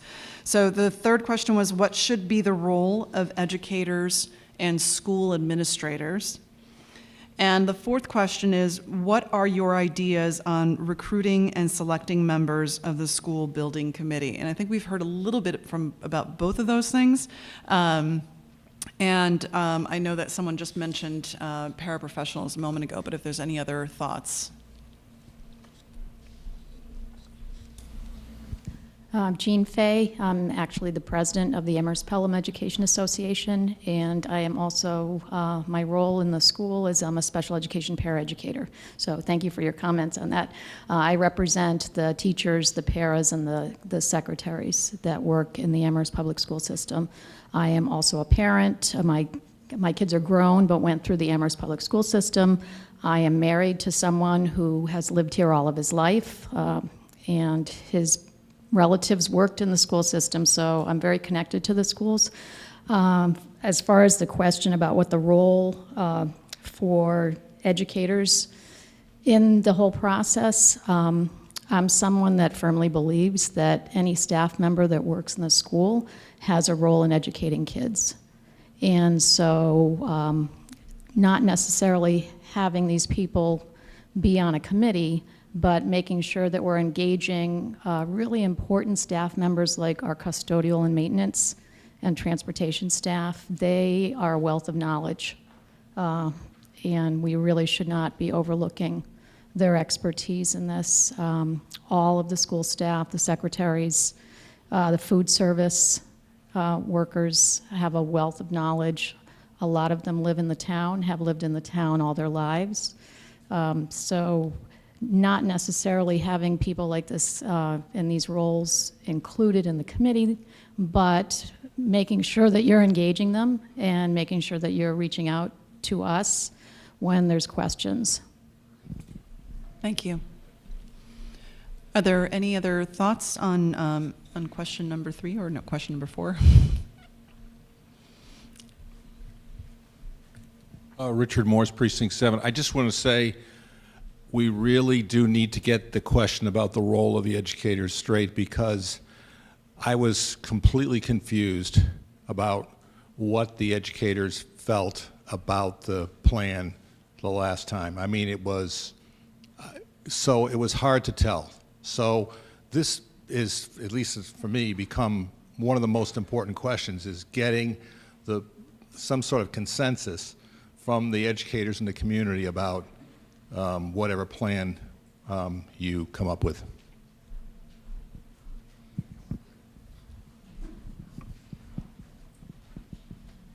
I just had a question about, or discussion about the way the members are selected. Is it possible that there would be open interviews, that the community could come and listen to the candidates being interviewed that in front of the committee, and then they could offer feedback at that time or at a later date? Sure. So just when you say they would offer feedback, who's the they?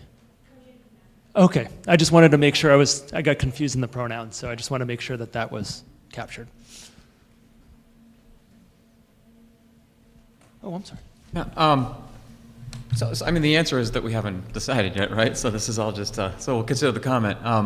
My personal feeling on that is that, one challenge here, right, is that we don't want to string out this process longer than it needs to be. Like, so the basic date framework, right, Ms. Hazard, is that we want to be able to vote on the composition in End of September. End of September. September 25th. So, I mean, it's a while from now, but it's not that long, and That's the composition, not the individual Okay, membership. and then Sorry. when we select the individuals, I believe it's October 17th. Okay. End of October, yeah. So still, that's a pretty compressed time frame. So, how much you want to get into that minutia is one question. I'm going to add another question just because this just keeps coming up and it coalesces like 4 or 5 other questions, and it's one of the most important questions to me, which is how do we maximize public trust in the result?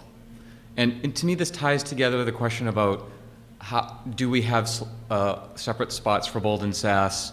What is the scope? How large should it be? To me, a lot of these questions are pretty flexible. What I really want to do is to make sure it's what the community is comfortable with, so that even if the result isn't what's preferred, that the result can be accepted, because we have a broad community consensus that we need to take care of these buildings. And so if we get to the end of the result, knowing that it's not going to be exactly what everybody wants, right? If we can at least trust that the process was open and, because just for a specific example, even though this is narrowly scoped as a feasibility study, if we don't trust that the engineer report about the geo whatever conclusion is, then the whole train goes off the rails at that point. So that's why I feel like we're focusing so much on getting community involvement at this point, even though initially the feasibility technical scope is pretty limited. So, okay, so are people answering that question now? Okay, so you know what, which is a great question, no, that's okay. Okay. So here, I'm gonna just sort of little facilitate a sleight of hand here, where I'm gonna pass the next two questions to you, one of which will be the one you just asked, because I think it's great. That's And I'm legit. gonna put with it question number 9, which is what kind of communications, public engagement do you expect from the SBC? Do you feel comfortable with that? Well, yeah, but before we do that, because I do think that the recruiting and selecting members of the school committee, which was question number 4, and I don't know if any of the hands that were up right now were trying to answer one of those 2 questions, but just something for the folks to think about here in the room. We hear a lot from the community about selecting expertise from the community, right? So, you know, finding the architects, the professional planners, all those different folks. And I think one of the questions that we grapple with is how do we select those professionals from our community, right? Because it's different from a contractor process by which you put out bids and you get resumes and you get, proposals, and then you can sort of critically go through that. Are we going to be going through, a handful of resumes from the community? Like, if there's thoughts on that process, I think that would be really helpful, and it doesn't have to be answered maybe in this forum. Again, we've got another forum coming up September 14th. We also have email addresses, and we've got our school committee meetings.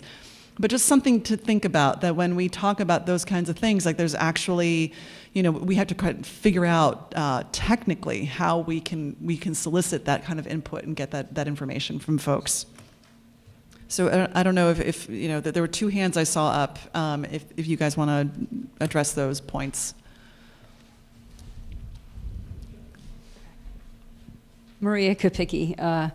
So I hate to not answer the question that you're talking about, but I feel like we kind of have to take a couple steps back, because what I'm hearing in the room is that I don't think that we're all on the same page about what the school building committee is going to be tasked to do. The sheet that you gave us talks about having an owner's project manager, having an architect, and at the end of that, 16 to 20 months approximately, coming up with, architect develops multiple drafts of initial schematic drawings for multiple options. So what the $250,000 was intended to do is to produce that information. But I hear people saying that, well, this is just to look at the site, and that doesn't seem to be what we're talking about. We're talking about site and different building options. And that means that we would need to say, this is going to be something at Fort River, a building at Fort River. And if you're going to build a building, you need to know who you're building that building for. So I think we need to have some better definition and better clarity about what the school building committee is going to be doing. Another hand is right behind. Thank you. So yeah, I agree with that. That seems like a really good point. I mean, it seems like, though, we don't know the answer to that until they do the study, right?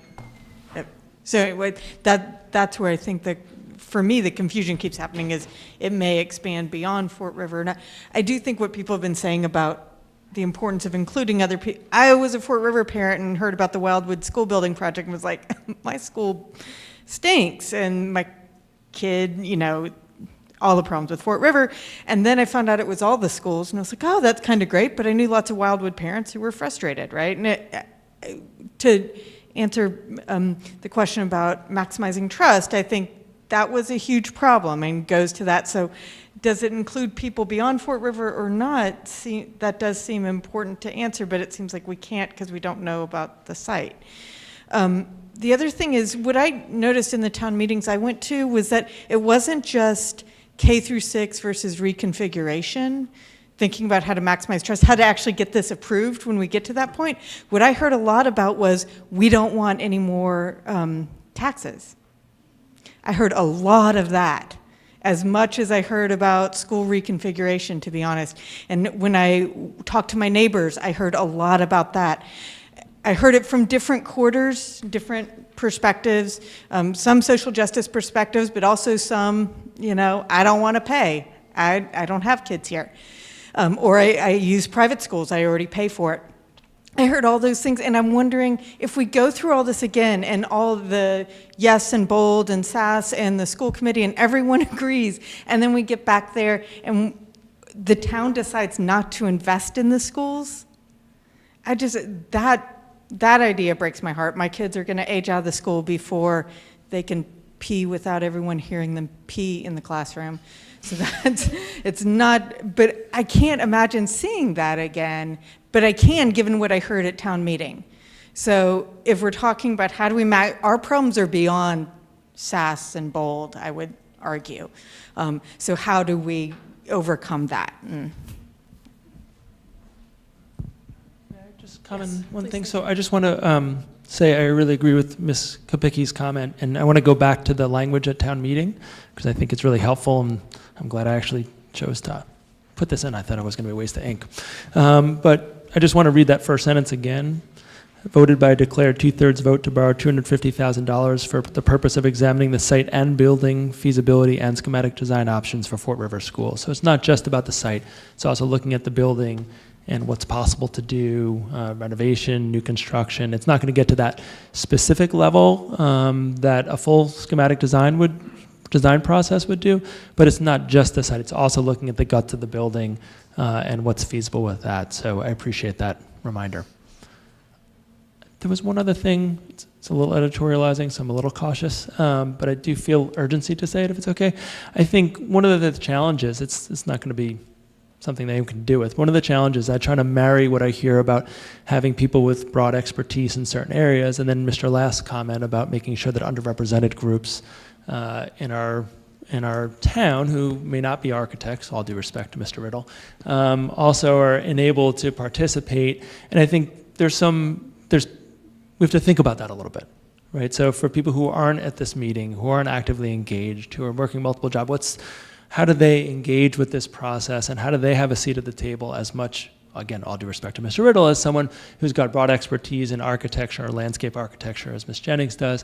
And so I don't have an answer for that, but I just wanted to voice that because as I'm hearing more and more comments, I felt urgency at least to say that there's a potential conflict there, and we should, not necessarily tonight in the next 20 minutes, but I think it's something that we have to kind of deliberate over as a community and come to some consensus of who ends up on this and for what reason and what's the overriding interest given that what the task is and who people are going to hire. I don't have an answer, but I just wanted to voice the question. Sorry about that. So I'm going to actually pass the facilitation baton to you. Okay. Yeah. Thank you. Am I on a particularly numbered question, or is so that? I'd like you to field the question that you put to, which I think has already been fielded to some extent. Okay. And then I was going to mirror with that number 9 because I think it's related. Okay. And then Yeah. So you can choose what else you want to do. So already a couple of very good comments about the question of how do we maximize public trust in the result? Not just the people in this room, or the people who are not at this meeting, but like it was commented before, people are going to be paying and supporting for the building, generating broad public trust.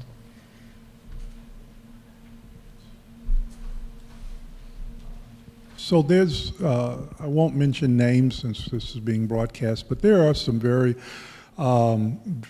good community engaged experts in architecture as well as in landscape architecture and regional planning at the University of Massachusetts and there are also some very good people around issues of sustainability that I think if offline or maybe by email, I can email you some names to consider just in terms of seeing if they would volunteer or if they might have directions they would point the building committee. So I think, yes, there is feasibility toward tapping local expertise and seeing what they may be able to offer. Maybe it's just references, some things for the committee to read. Maybe it's coming out and actually giving, fielding questions from the committee about things like how do we pursue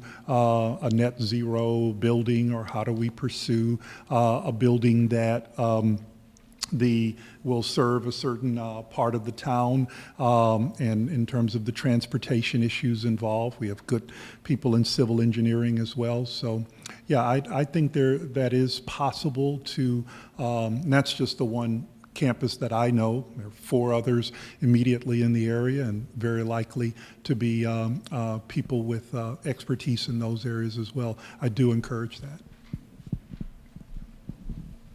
Thanks. So, I'm just going to go to someone who hasn't spoken yet, and then I'll come back. Yeah. I'm not sure this will work, but one concept I thought of was if you want people to know, maybe you could do some sort of a newsletter after every meeting electronically, but have a few copies at each library so people who don't do electronic stuff can access that, saying what was accomplished at whatever the meeting was, the last meeting.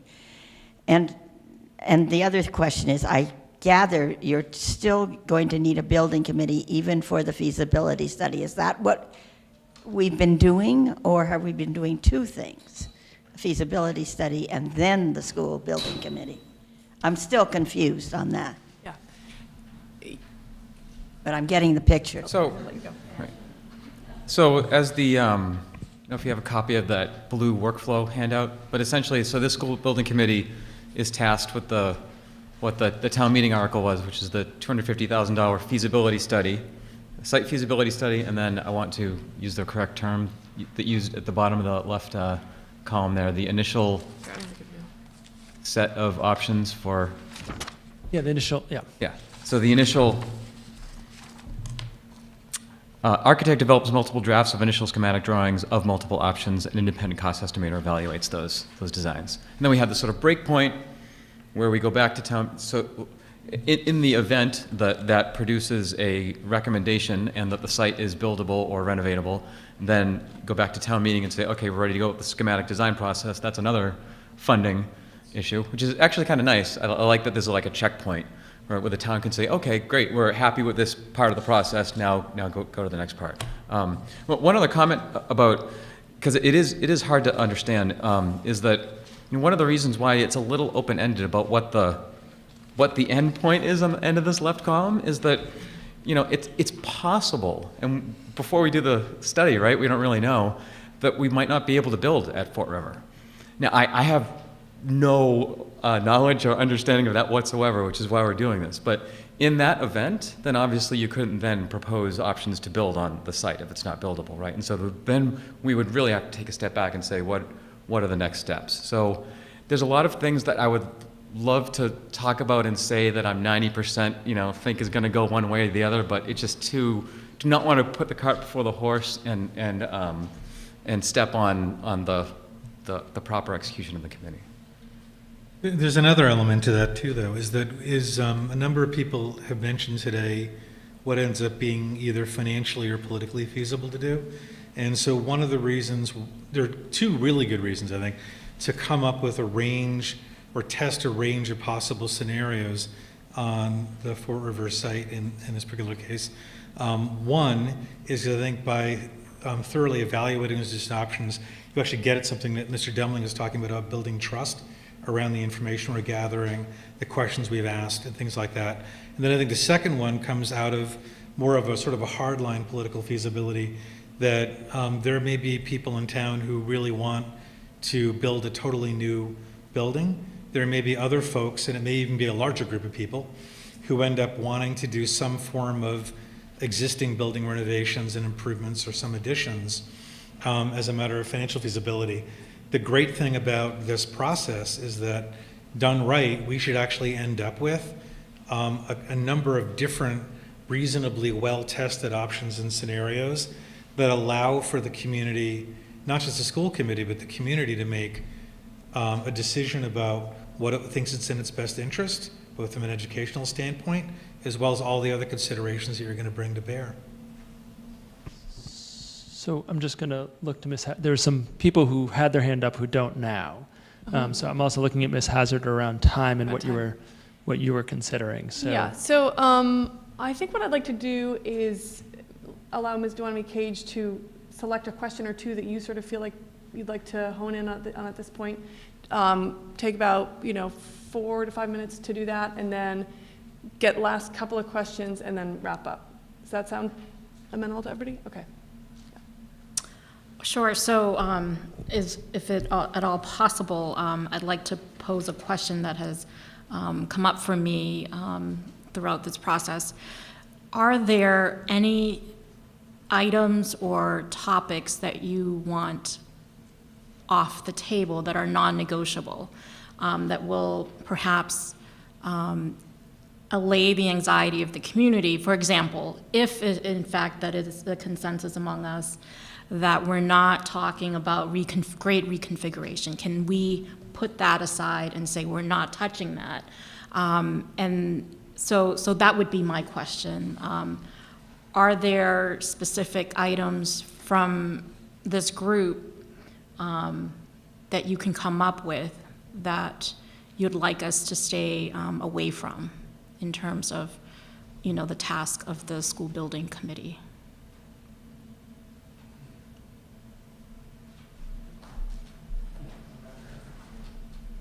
From my perspective, Peter Everett, Precinct 2, for what that's worth. I have a second grader to be at Fort River. I guess my feeling about this, the thing that I heard at the beginning of this process, and I was trying to figure out what this committee was trying to will try to accomplish, in which I think it's really important what Maria said about identifying first, or some other people said what we're trying to do. But the thing I thought about coming in, I was trying to figure that out, and I think Mr. Demling said that this is we kind of went through that last process, we got to this new place, and we have a lot of we have a place for creativity to bring things to the table. And so I would be reluctant to say, we're not going to entertain that, we're not going to entertain this. There may be, I know there was a lot of strong feelings about great reconfiguration or not, but it may be that as we go through this process, it turns out for whatever reason that there's a better way to do great reconfiguration. And I'm not suggesting we need to do that, or there may be reasons to not entertain that, but I would be reluctant at this point in the process to take things off of the table. I understand what you're trying to say, but I guess from my perspective, I would be worried about that. The other thing I guess I wanted, thinking about the committee, would be just to say the more concrete questions we can bring to them to say this is what we want answered, while trying to keep the creative process open, I think would be important.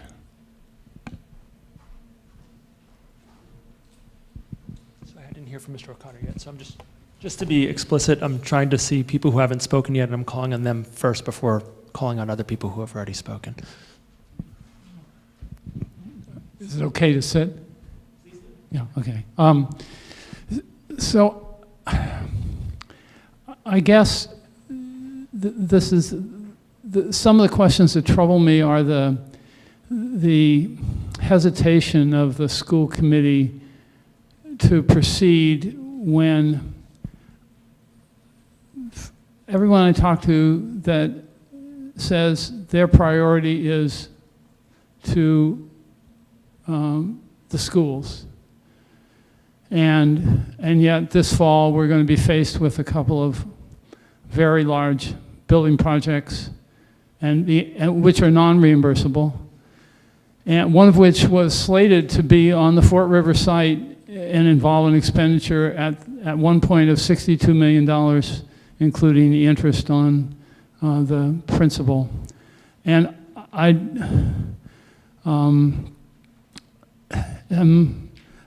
I'm just perplexed by the slow pace of this process. And I mean, if the Public Works Department was prepared, had the Wildwood School proposal gone through, to build a $62 million building at the Fort River site, I wonder what in heaven's name are we looking at that could possibly keep us from building a building that will cost essentially half that. So I think it's important that we move forward expeditiously and not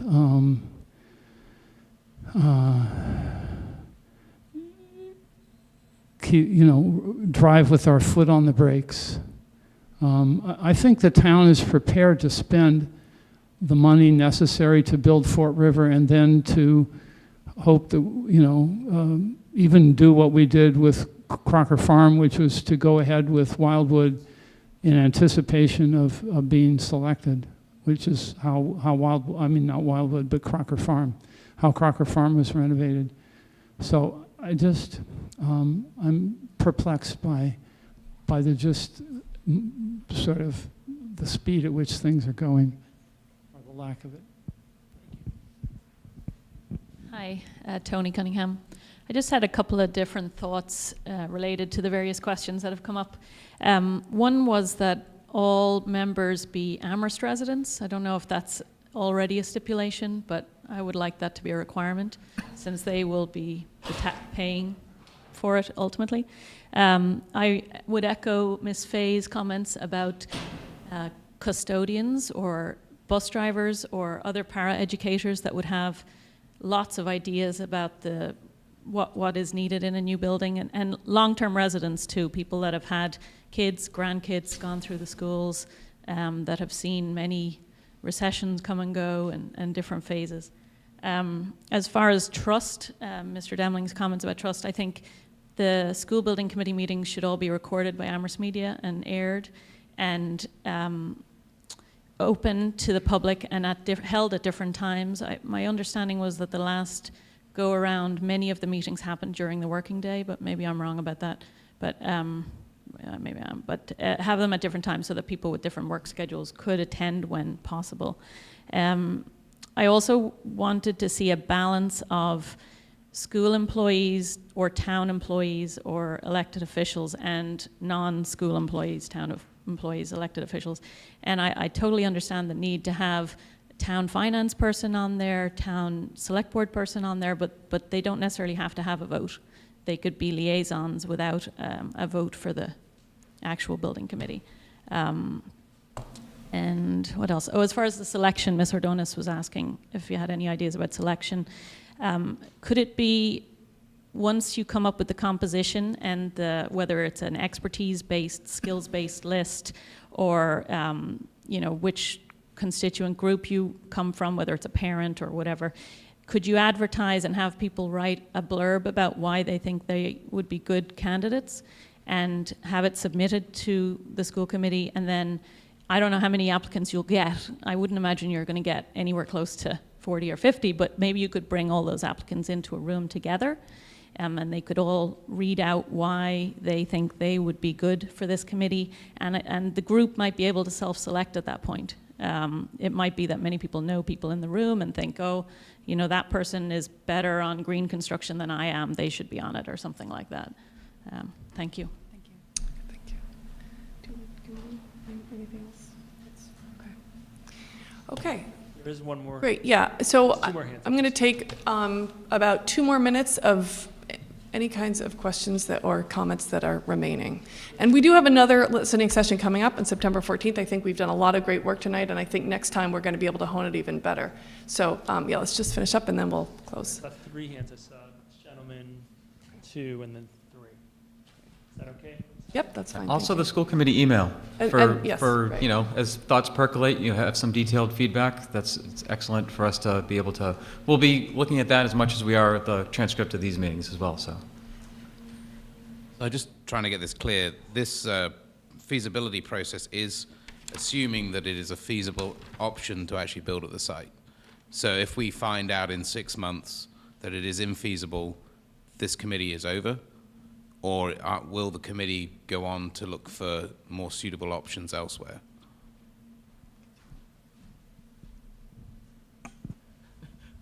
Excellent question.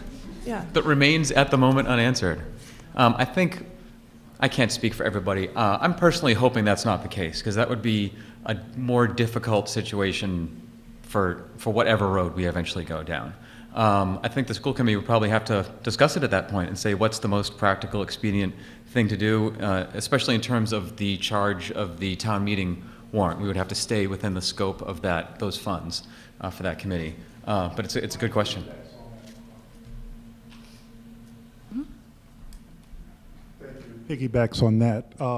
I'd like to propose, in the spirit of the warrant, since you're timelining this out, in the spirit of the warrant, why don't you break out a third section and not just be driven by the 250,000 and the people you pay for the 250,000, who of course want everything in, you know, one nice package, and have a first section on, back to the language here, site feasibility. There's site feasibility, there's building feasibility, and then there's schematic design.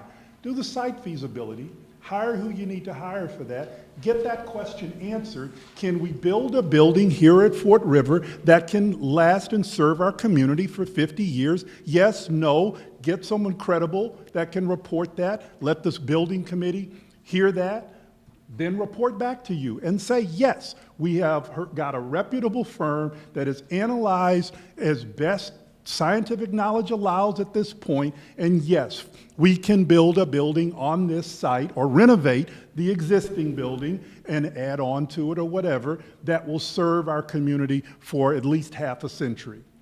And then we can go forward with the rest of the 250 to then deal with building feasibility and those questions around that. More?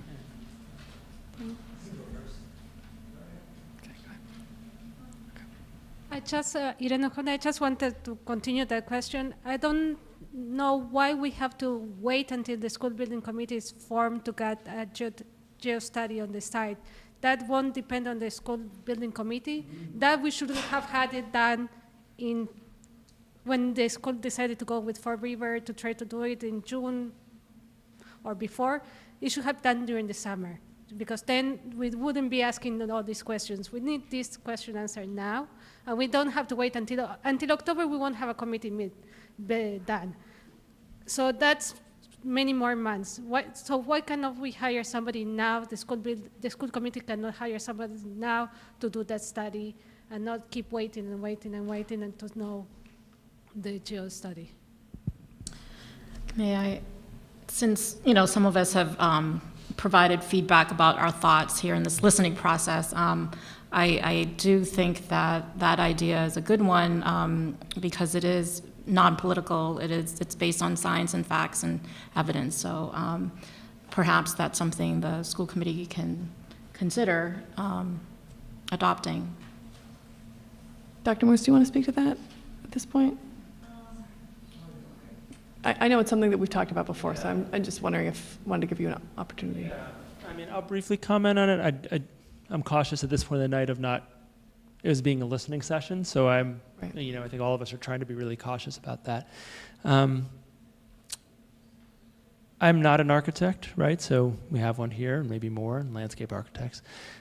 My understanding is that which may not be accurate, is that it's not as easy as a cut and dry question. Because if we're looking at renovation and rebuilding, then we're looking at not just the site outside, but we're also looking at the site and the structure that's currently exists.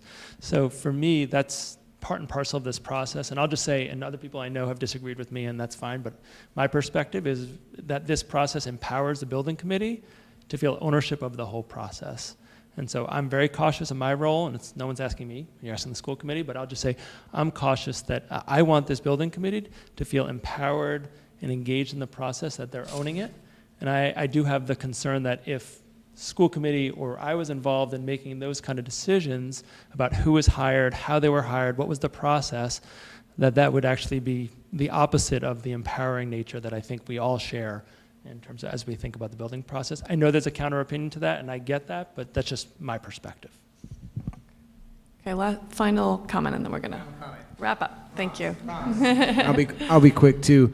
I just wanted to say that in regards to Peter's comment on trust, I hope that the speed at which we're moving at would imply that people should trust this process, because that was a big point of why people were not happy.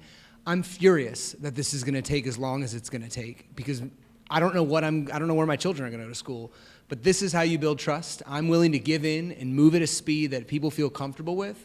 So I think this meeting and this conversation is the beginning of that trust, and I hope that everyone in this room takes that away from them. Thank you. Well, thank you all so very much for coming. There was a point, I think, at our last meeting where where we said, well, we don't know if they're going to be 4 or 40 people, and I think we're close to 40, if I counted accurately. So that's great for the middle of August. And we are having another listening session in September. Please spread the word. You all have a sense of what this is, and the more we're able to bring in, all the voices, the better. So I just want to remind everybody. No, I think we got it. I think we got everything. Any other comments before we go? Okay, thank you all. Oh, yeah? Just really quickly, the location has not yet been set for the September 14th meeting, but please, we will share that as soon as we get one locked up, and I think Ms. Westmoreland will be helping us with that as usual.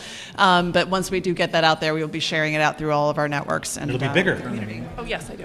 Thank you so much. Okay, and I'm just going to ask for a motion from... I move to adjourn the committee meeting. Second. All those in favor? Oh, any discussion? All those in favor? Thank you. Great. Adjourned. Okay, thank you. Down. Yes. All right, yes.